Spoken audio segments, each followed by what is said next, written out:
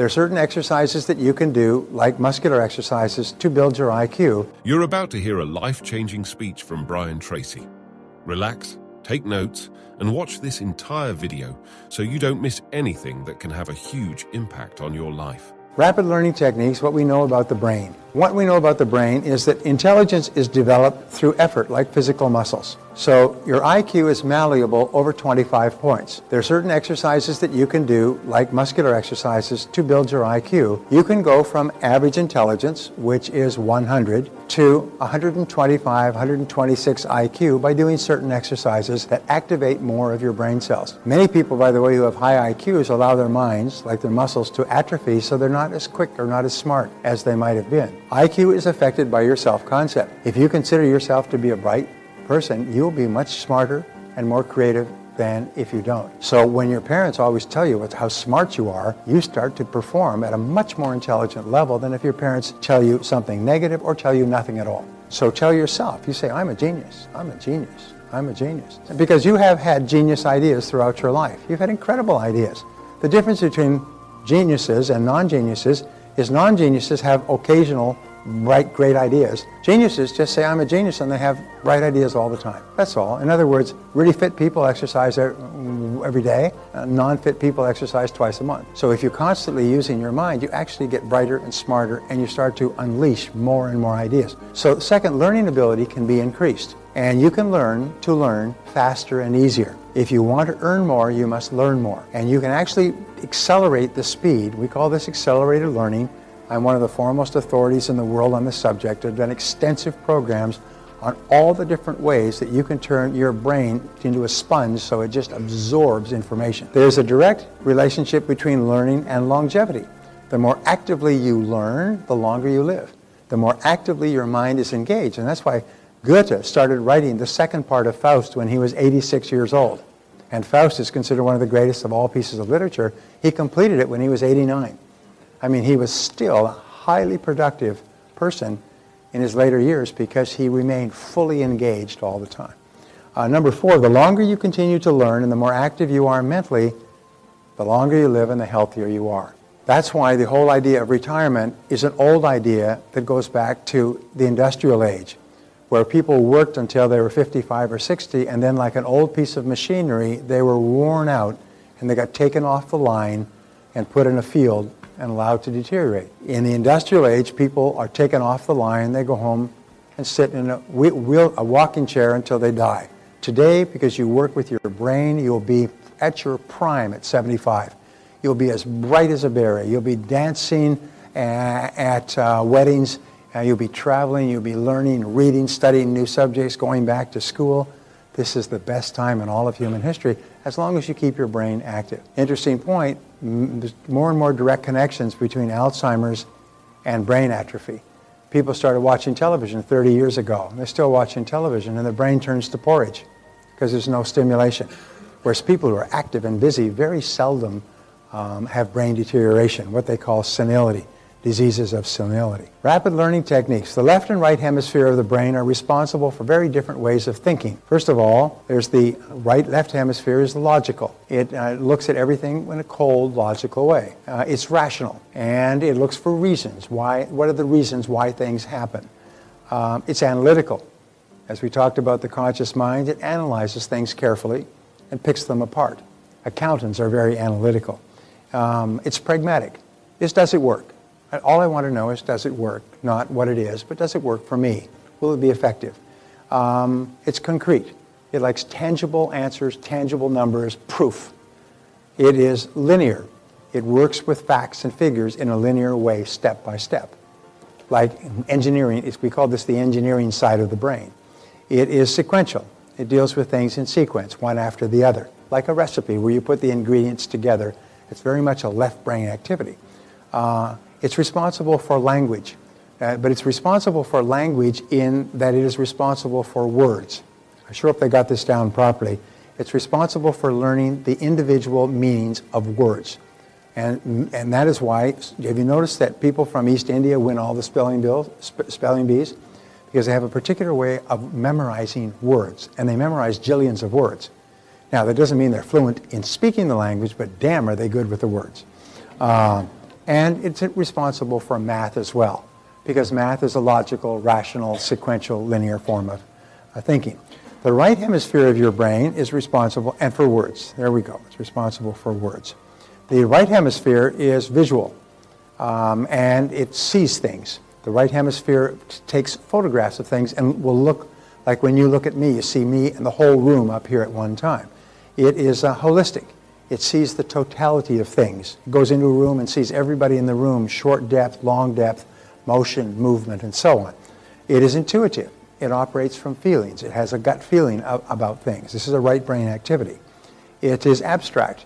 It sees concepts and ideas. It can create pictures in its mind or pictures in the air. It's musical. It responds to music and the emotion and the fun and the thrill and the excitement of music, which the left hemisphere has no interest in. It's artistic. It's the brain that is responsible for painting and for art and for sculpture. It is spontaneous. It is open, spontaneous, excited. It laughs, it cries, it feels emotions, and so on. It's responsible for dance. All of dance is a right brain activity. I would say that probably turbo fire is a right brain activity as well. It's responsible for poetry and the use of poetry, and it's responsible for language. Language actually shouldn't be in the first column. The left brain is responsible for learning words, and the right brain combines them into language. And so whenever we use language in sentences and pauses, whenever we speak, we're using the right brain. Well, what we know is that the brain functions at 4 different levels. The first level, the beta level, is the conscious level like now, which is 14 waves and above. When your mind is really working really intensely, it can get up to 15, 20, 25, 30 waves, and its wavelength activity is very intense. The second level is the alpha level, which is 8 to 13 words per second, and the alpha level is when you are meditating, your eyes are closed, and you're just completely relaxed, although you're quite conscious and aware. The third level is the theta level. The theta level is the level between this relaxed conscious awareness and sleep. It's where you start to fantasize, you start to drift, you start to have little dreams and so on. Your mind just starts to move away.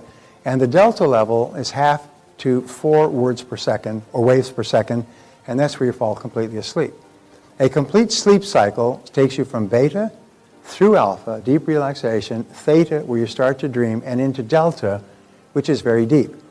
Now, if you go through a complete sleep cycle, it only lasts about 2 or 3 hours.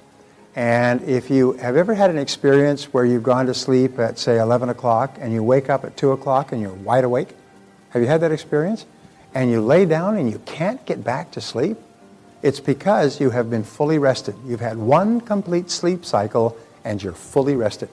And now you can't get back. You toss and turn and toss and turn. And finally, when the morning comes, you're exhausted. And you get up and at 2 o'clock in the morning, you felt great. This is because you went through a complete sleep cycle. The problem with us today is because of food and drink and stimulation, we have to sort of keep going into theta, and we never get through a full sleep cycle. Once you've had a full sleep cycle, you come out and you're wide awake.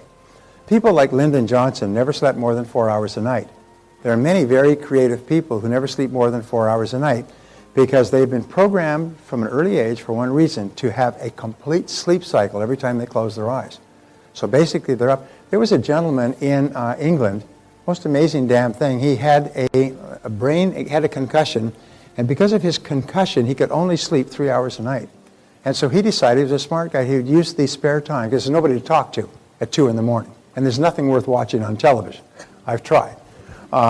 So what he did is he decided he would take that extra 5 hours and study. And over the course of the next 20 years, he got 7 PhDs. He got a PhD in philosophy, a PhD in history, he got a PhD in science, he got a PhD in biology, he got a PhD in poetry, he got a PhD in medieval studies, he got serious PhDs. He became one of the learned men in the world by using his extra 5 hours every day just to study.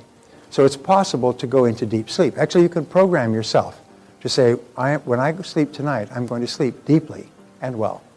And when you go to sleep, your subconscious mind will say, okay, I know what to do. Put them down. Put them under. And wham. What will happen is you'll wake up at 2 o'clock and you won't be able to sleep, and you'll come down here ruined tomorrow morning and very mad at me. So the best method to get people into the alpha-theta level is to combine both hemispheres is to use music and relaxation. And when you close your eyes, relax, and listen to positive messages, they bypass your conscious mind. You've heard of hypnosis or self-hypnosis. Well, this is a form of what is called heterogenic conditioning, where you're actually put into a deep state of relaxation by another voice plus music. And the words are all very positive affirmations. That's all written down in your book, by the way. They bypass your conscious mind and go straight into your subconscious mind. And when you are awake from this deep form of relaxation, all those positive messages are programmed into your subconscious mind and begin to change your thinking, your feeling, and your behavior. The new words or messages go straight into the subconscious. So you can learn rapidly if you do the following things. Define your purpose, and we give you some goals, is have an intense desire to learn, and then always study with classical music. Now this is a little bit different from what we just talked about in terms of what we're going to do now, but I wanted to put this in, is that you can learn rapidly by having a very clear goal for learning, have an intense desire to learn, and always study with classical music playing in the background. If you study with classical music, the words that you're learning actually ride on the classical music, sort of like riding on a river. They ride into your mind with the music. If you listen to words or songs with words, you don't learn what you're studying, you learn the words from the song. Remember when we were young, we drove around listening to musical songs? How many people could still remember those songs? The music comes on, you remember every single word. It's because at that time, that's what was happening. The music combined with the words was going straight into your subconscious mind, and you have it 20 years later. Sometimes you have it for the rest of your life. The music will come on and you can sing along the whole song because it went into your mind. What we're going to do now is a form of progressive relaxation with music. It's called taped affirmation, and we'll take and we'll repeat an affirmation 5 times. When you hear the first affirmation, which will be, you like yourself unconditionally, you really like yourself. As you hear the first affirmation, just simply say yes or I agree. Your eyes will be closed, you'll be completely relaxed. As the message goes into your mind, you just say yes or I agree or that's true. You just agree with the affirmation. You'll probably find yourself so relaxed that you won't be bothered saying it again. Each of the affirmations will be repeated 5 times. You'll first of all be counted down by the count of 20 until you're deeply relaxed. The affirmations will be repeated 5 times each, and then you'll be counted back up to full wakefulness. This exercise takes about 20 minutes, and it's really quite beautiful. And so what we're going to do now, use spaced repetition, practice what you're learning. These are the last rapid learning techniques. Use spaced repetition, practice it, use a variety of stimulation, take regular breaks.